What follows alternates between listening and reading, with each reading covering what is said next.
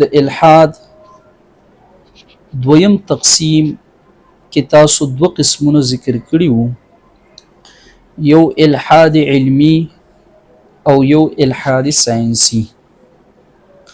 نن دریم نمبر قسم به د الله پاک په توفیق سره ذکر کوو، الحاد نفسیاتی، چې انګریزی کې ورته سایکالوجیکل ایتیزم وایي.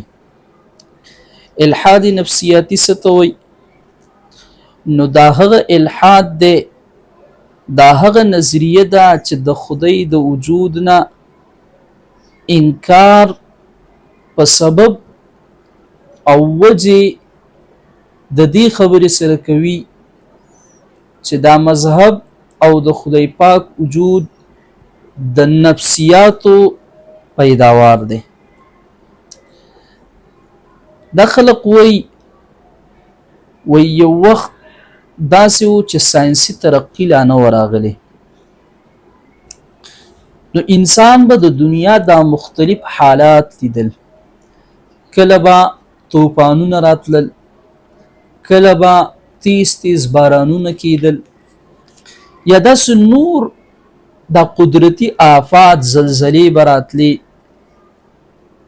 نو د دې سره بل توجیه نه وه، نو دی دا یو خبره ذهن ته راوسته چې دا یو داسې پاورفول ذات شته دی چې هغه دا هر څه کوي او دا د هغه په قبضه قدرت کې دي.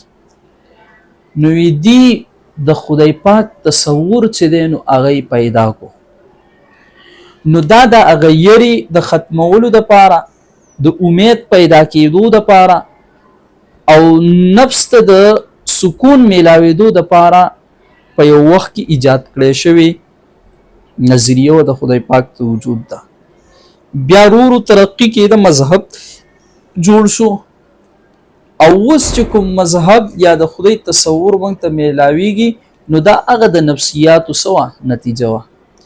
نو وایي اوس خو داسې ده چې ساینس ترقی کړې ده، زلزلې ولې راځي د دې توجیه موږ پیش کولی شو، بارانونه ولې کېږي د دې توجیه پیش کولی شو، تیزې هواګانې طوفانونه ولې راځي د دې توجیه موږ پیش کولی شو.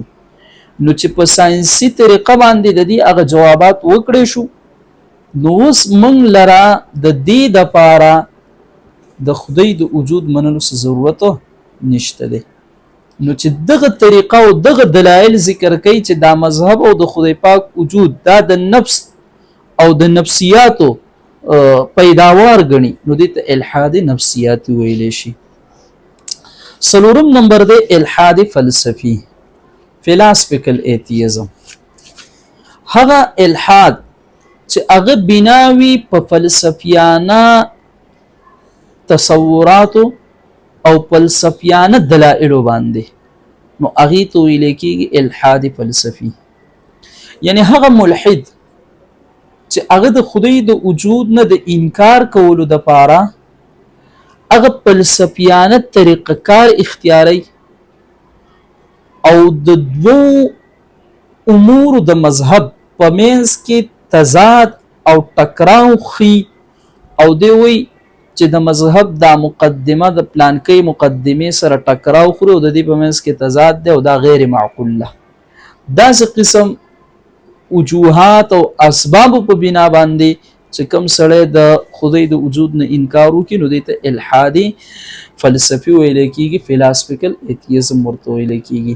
باقی ان شاء الله عبارت کې خپ وصحیح عبارت وایا الحاد نفسیاتی او طرز فکر جس میں مذہب اور تصور خدا کو انسانی ذہن کی نفسیاتی تشکیل، باطنی خوف اور داخلی خواہشات کا نتیجہ قرار دیا جائے. خوف په دې انسان چې به کله د زلزله ولیدله نو ځمکه به څه شوله، هغه به وړقېدله، نو د دغه خپل یرې د ختمولو دپاره د خدای تصور څه کړی و، هغه منلی و. نو دغه باطنی خوب ختمېدو دپاره د دې څه کړی د خدای وجود، او دی وایي د خدای دا وجود دا تصور څنګه راغلی دی، نو دا د دغ کې په بنیاد باندې راغلی دی. الحاد نفسیاتی کہلاتا ہے، نو دیتا الحادی نفسیاتی ویلی شي. اس نقطہ نظر کے مطابق خدا کا تصور فرد اور معاشرے کی نفسیاتی محرکات جیسے خوف موت، تحفظ کی ضرورت اور वालिदाना सहारे की ख्वाहिश से जन्म लेता है। नफ्सियाती इल्हाद मजहब को एक नफ्सियाती फ़ेल या ज़हनी तश्कील के तौर पर देखता है और मजहबी अकायद की तवज़ीह फ़र्दी शऊर, लाशऊरी मिलानात और इज्तिमाई नफ्सियात की तनाजुर में करने की कोशिश करता है। اوس د دې خلکو سره به ته بحث کې نو بحث په دې سره به دې خبره باندې کې چې ګوره دا ساينس چې اوس موږ ته کوم امور را وښودل چې زلزله د دې وجوهاتو په بنیاد راځي، باران د دې وجې په بنیاد باندې کېږي، دا اسباب دي. وای دا خو موږ ته ساينس دا خبره را وښودله چې دا څنګه کېږي، اوس ولې کېږي داسې، نو ساينس بیا هم دلته خاموش دی. دویم یو خبره ده چې یو تصور یو څیز د سره وجود نه لري نو هغه څنګه متصور کېدی شي؟ د هغې خو د سره تصور نشي راتلی، خو چې د یو څیز په څه نه څه درجه کې وجود وي نو ته هغه څه کولی شي، تصور بیا لرلی شي. इल्हादी फ़लसफ़ी इस तर्ज़ फ़िक्र को कहा जाता है जिसमें खुदा की वजूद या इसके तस्वुर की नफ़ी बुनियादी फ़लसफ़ियाना दलाइल और आक़ली इस्तिदलाल की बुनियाद पर की जाती है। इस नौइयत के इल्हाद में ज़ाती जज्बात, नफ्सियाती कैफियत या अमली मसलहत मरकज़ी नहीं होती. د فلسفیکل ایتیزم یا الحاد فلسفي چې د فلسفي په بنیاد د خدای د وجود نه انکار کوي نو دا خلق لږ داسې وي چې سنجیده وي، دي کې سنجیدګي وي. او دویمه خبره دا ده چې دي هغه تش جذباتو کې یا د نفسیاتو په کېل کې نه راځي، بلکې دې سره چې کله ته دلیل باندې خبره وکړي او دلایل ورته ذکر کړي نو دا بیا ډېر زر قایل کېږي. بل دا خلق داسې دی چې د دې اخلاق هم په دې معنی باندې چې د مقدساتو توهین نه کوي، الحاد فلسفي والا چې کوم خلق وي. او دا الحاد فلسفي دا د ډېر مخکې د قدیم نه را روان دی. داسې فلاسفه تیر شوي دي چې هغې ذاتي طور الحاد اپناو کړی دی، خو داسې نه دي کړي چې بیا یې د هغې یو جارحانه صورت اختیار کړی او مقابلې شروع کړي د مذهب نه، بلکې دی وایي زما عقل دا خبره کوي، زما جستجو، زما ریسرچ عادي ځای ته رسیږي چې خدای نشته دی، نو ما سره دا دلایل دي. نو چې بیا دې سره ته په هغه دلایلو کې خبره وکړي، هغې ته هغه مغالطه واضحه کړي، دی بیا مني. نو فلسفیکل ایتیزم معلق بیا سنجیده دي.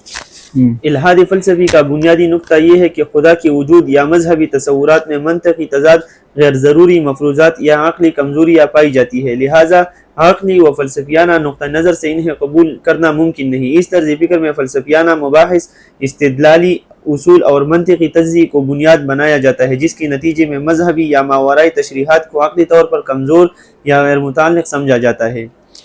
नو دا بیا غیر ضروري ګڼل کېږي. نو دا دوه قسمه